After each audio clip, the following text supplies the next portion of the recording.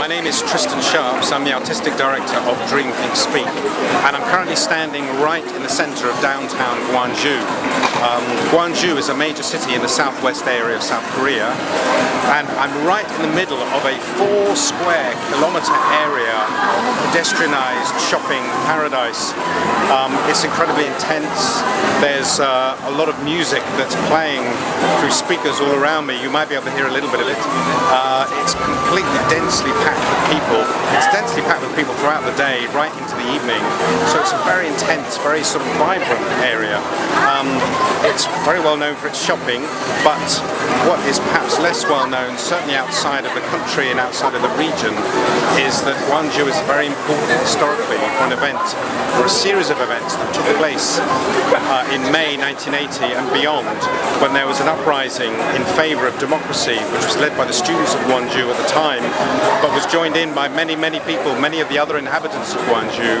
And this uprising was brutally suppressed by the government at the time, who sent in paratroopers, and a lot of people were killed.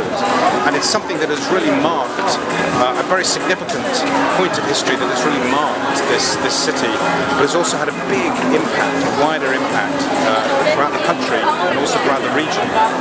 It was very much responsible for the transition towards democracy that occurred towards the end of the 80s, but also had a big impact on other events such as Tiananmen Square. And it's something that is celebrated in the region, but perhaps not celebrated so much beyond the borders. And when I first came to Gwangju, I became very inspired by these events, and I was very keen that Dream, Think, Speak should create something that was inspired by what happened in May 1980. But I cannot do a production about those events because I'm not an expert. But what I really wanted to do was, I wanted to imagine what it would be like for the people who died during those events back in 1980. What would it be like if they then stepped into the shoes of the people who are walking along these streets now and were looking through the eyes of 1980 at the world of 2013? How would they find this world? What would they think of it? How would they deal with it? Would they be curious? Would they be shocked? And would they ask themselves the question of what did they die for? Or what is democracy? Or are we free now and not so free back in 1980? These are really kind of interesting questions, and they're questions that the production will ask. I can't answer them, only the audience can answer them.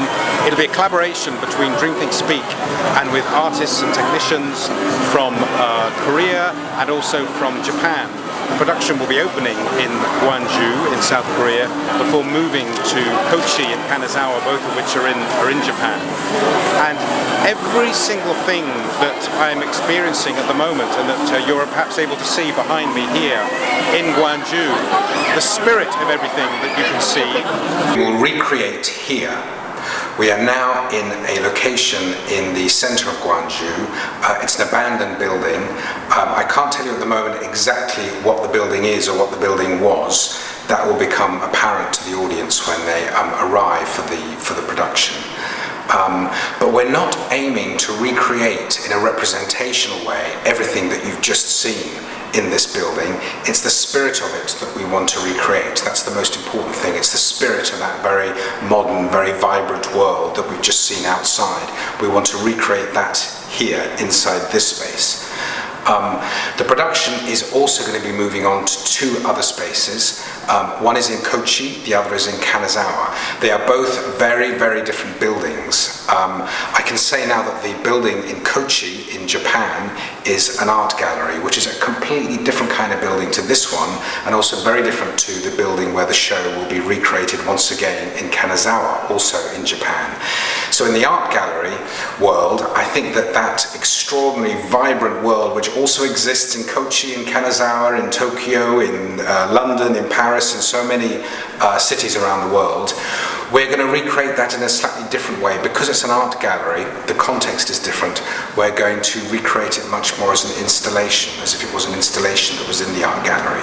In Kanazawa, it's a completely different building again, and the building in Kanazawa is very much like a metaphor for all the things that you've just seen previously when we were in the streets of Gwangju. And our plan there will be to literally reignite the building exactly as it was. It's also an abandoned building currently. We are premiering here in Gwangju.